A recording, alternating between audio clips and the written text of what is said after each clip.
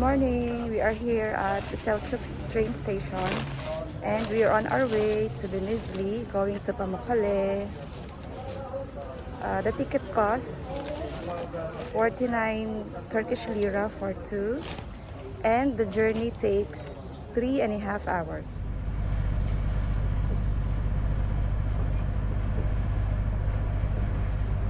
We just arrived here in Denizli train station, and from here we're gonna take another taxi to Pamukkale.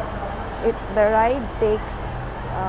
journey takes 18 minutes.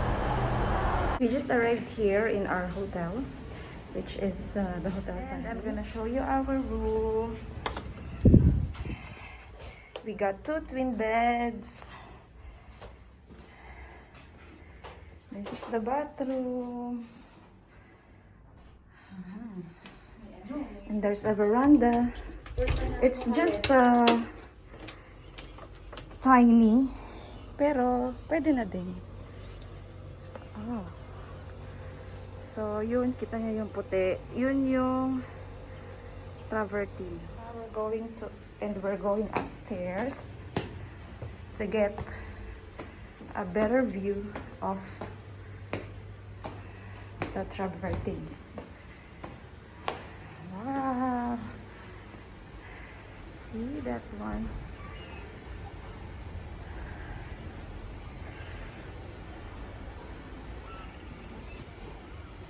Nice.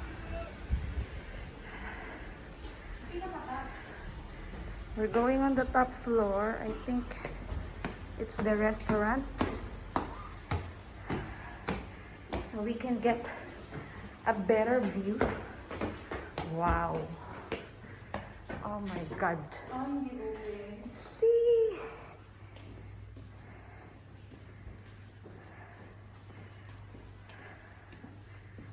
So, eto na yun, guys. Hindi open.